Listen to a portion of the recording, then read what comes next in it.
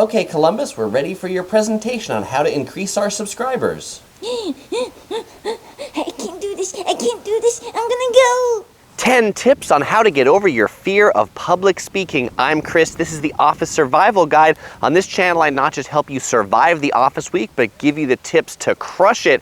And in this video, I'm going to be telling you how to get over your fear of public speaking. And so you might say, Chris, what would you know about this? I watch this YouTube channel and you seem like you speak just fine. Well, let me tell you, when I first started speaking in public, and my first time was actually a public speaking class that I took in college, I was so afraid, like palm sweats, nervous, couldn't sleep, had to go to the toilet every 3 minutes. I mean, I was so nervous, I would get myself sick. Like I would give myself a cold.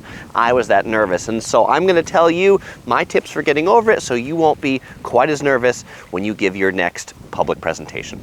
Tip number 1, it's okay to be nervous. If you ask people who speak like as their job all the time, they will tell you they still get nervous when they speak in public, but it's all about harnessing that nervous energy for something that's productive and using it to help you get better. Because if you aren't nervous, then you actually won't do a good job, because if you aren't nervous, you won't put the work and the practice in that is required. So this gets us on to step number 2. How do you harness that nervous energy that you're just going to have? Well, the second tip is you need to know your material. So you need to spend that nervous energy like learning what it is that you're going to say. If you're giving a presentation and it's 3 days from now, have you written it down? If you haven't written it down, you should do that. Make an outline, have an idea what you're going to say. If you just got 5 or 10 minutes up on stage or up in front of a room and you don't know what you're going to say until you get there, yeah, it's not going to be good. So use that nervous energy to help you prepare and know your material. And by the way, if you're being given someone else's material to present, then take some time to make that your own so that you're not trying to say someone else's words, that you're making yours that you actually know. And the best way to know your material is tip number 3, practice. Practice, practice, practice. You've heard this before. Practice makes perfect. And so, by the way, I realize there's probably 2 kinds of people that are watching this video. People who are saying, Chris, I have a presentation tomorrow and I just need to figure out how I'm not nervous for that one. And then there's also a group of you that are saying, well, Chris, I'm just nervous all the time and I want to get better in general. So as I go through these tips, I'll kind of be addressing both of you, whether we're doing some triage about tomorrow's presentation or in general how to get less nervous. So if you're presenting tomorrow, right, you'll want to practice out loud. That's what I mean by practice. I don't mean think about it. I mean actually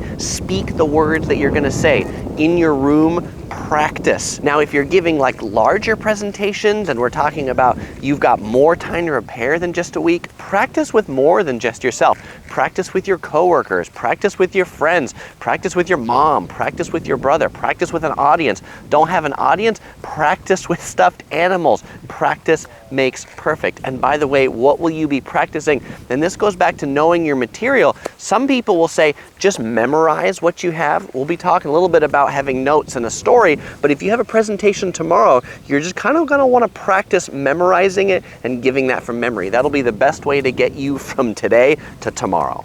Tip number 4, visualize how it will go. If you can't get into that room that you're going to be in, actually visualize yourself there. So when you are practicing, you're probably not going to be in the room that you're actually giving the presentation. That room with your coworkers, 5, 10 people, the auditorium, wherever you're going to be, try to visualize yourself in that place. Visualize yourself giving the opening, and if there's some things you can't practice out loud, you actually can practice those things in your head. Think about like, okay, when I walk up in front of the room or when I walk up on stage, what am I going to say and how is that going to go? How does it sound? Play that over and over again and pretty soon it'll just come out just like this. When you see me start these videos and I say, this is Chris, this is the Office Survival Guide, I do videos to blah, blah, blah, blah, blah.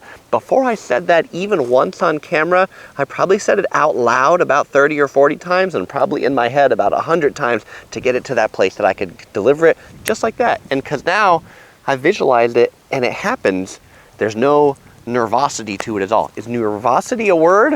I don't know. Tip number 5 to get over your nervousness giving public presentations is have some notes. And you might say, Chris, I don't see you have notes. You deliver this just off the top of your head. I actually don't. Actually, for this whole video, It's kind of in public because I guess there's people hiking behind me, but I've got notes just like this that has bullet points about everything what I'm gonna say. So now let me talk about these notes in two different ways. If you're trying to prepare for a presentation tomorrow, then you're probably just gonna wanna write out the presentation and memorize it just as it's written. Now, if you wanna get better at presentations in general, pro tip is not to write a script, but actually to write just some bullet points. And when you can't remember what to say next, you can just look at those bullet points and go, aha, now I remember what I'm going to say. That's one of the biggest fears people have when they give presentations is they say, oh my gosh, what happens if I can't remember what I'm gonna say? We've all seen it. People get up on stage and they just go, I've drawn a blank. I don't know what to say at all. Well, if you have some notes and you have them in your pocket, you could just take out those notes and you could look at them and say, aha, the next thing I want to talk about is number 6. Tip number 6 is not to memorize. This is more the advanced technique. If you're memorizing and you're trying to memorize, I mean, it might be good for tomorrow, but for the longer set, if you're memorizing, people actually have a really hard time because they get stopped, somebody asks them a question, there's a loud noise, and then how do you get yourself back into it? Again, it is okay to have the notes and not just write the notes, but refer to them. It's totally fine. When you're giving that presentation and you all of a sudden can't remember, just take out the notes or take out your script and look at it, get yourself back into it, and keep going again. The audience will just assume you're making a dramatic pause. Dramatic pause. Was that long enough for you? Okay, tip number 7 is a good way to help yourself not memorize or remember where you are is actually to think of your presentation as a set of stories. So actually in this video, I've got 10 points, and each point I can look at my notes that have about 2 or 3 lines written and then deliver that as a story. I can totally tell a story about stories, and that makes it just much more fluid, and it makes it so that you can give a presentation in a way that you might actually converse or talk to people. I like to think of presentations as just facilitated conversations. I just happen to be the one in front of the room, or in this case in front of the camera, facilitating a conversation. And so if you just think about it as, hey, this presentation is 10 stories that I'm going to tell. Each story is connected by some transition with a beginning and an ending. That makes it a lot easier in the heat of the moment up on stage to actually connect those 10 stories together. Tip number 8, bring some water. Because one of the things that trips people up on giving presentations is they get nervous and they get that dry mouth, and then they can't talk because their mouth is so dry, and then they need some water and they're like, oh my gosh, I don't have any water, I can't talk anymore, I'm getting so thirsty. If you just have water, it won't be a big deal. And you saw where I pulled this out of my back pocket. Actually, whenever I do these videos, I always have a bottle of water right here in this back pocket, just for that very moment when I'm thirsty and I can't talk anymore. I could just take a sip. And honestly, people will understand if you're up on stage and you need to take a drink of water. That's just how humans work. Number 9, this is for those of you who don't have the presentation tomorrow but want to know how do you just get better at being less nervous in presentations for your lifespan. Well, if you don't have an opportunity to give presentations at work or things like that, and you just want to get better, you can join some organizations that just in the cause of being in those organizations or those classes force you to speak in public. One example, join an improv comedy class. If you're doing improv comedy, they make you be a comedian in front of a bunch of people. You could join Toastmasters. Toastmasters is kind of like a club where people take turns speaking and they critique each other. What if you don't live in a place where there are either of those? If you have a camera, or if you don't have a camera, if you have a cell phone that has a camera on it, you could record yourself talking. You could even post those on YouTube. And you might say, but Chris, who's going to watch them? You know what? Even better. If nobody's watching them, there's nobody to be embarrassed in front of. But we all make mistakes, just like I made little flub right there. It's okay. When you're speaking, people expect that. But actually, I do think recording yourself and then watching it is a great way to say, hey, I could have done this better, or I could have done this, but it also just allows you to practice. It allows you to say it again, say it better. Every time you practice that presentation, it's gonna get a little bit better, and you're gonna get a little less nervous about it. Number 10, don't point out your mistakes. Generally, people won't realize their mistakes unless you point them out. For example, did you realize that I didn't have Columbus at the beginning of this video? That was a mistake. I didn't have him at the beginning, so he's definitely going to be in this end one, but you probably wouldn't have realized it unless I pointed that out. So if you make a mistake, if you make a flub, if you can't remember your lines, if you're thirsty, just look at your lines, compose yourself, keep going. They won't even notice it. We are often way more critical of ourselves than other people are of us as well.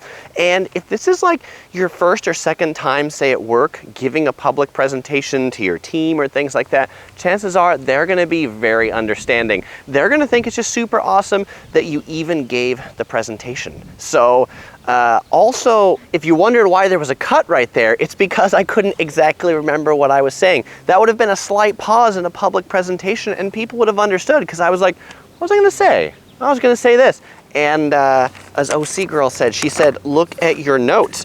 But what my notes were going to say is to realize that nothing awful is going to happen to you. If you make a mistake, nothing awful is going to happen to you. You didn't die. Lightning didn't just strike me down. I am still here. I will say, though, one of the things that people often are most worried about is answering questions during a presentation. They're worried that they're going to be like really hard, difficult questions that they won't be able to answer. Or they're worried a plane might be going overhead. And if something like that does happen, like a plane goes overhead, you can just pause. It's happened to me tons of times giving presentations. And by the way, I said earlier that I used to be so nervous about presentations that like I would make myself sick. Now I've given thousands of presentations and I'm still nervous, but I can still get up and do it without getting sick. And by the way, answering those questions, those hard questions, if you don't know the answer, you can simply say, I don't know. I'll have to get back to you. Can we take that offline? Can we talk about that later? Don't make something up. But actually, there's a whole skill and art to answering questions in presentations, which I'm gonna have in a whole separate video about how to answer questions. But that one's not online yet. The ones that are online right now that might be relevant to this one is, yes, there are stupid questions you can ask at work, and also how to stay awake in boring meetings where presentations like this often happen. Well, we won't say goodbye because we'll see you in one of these videos.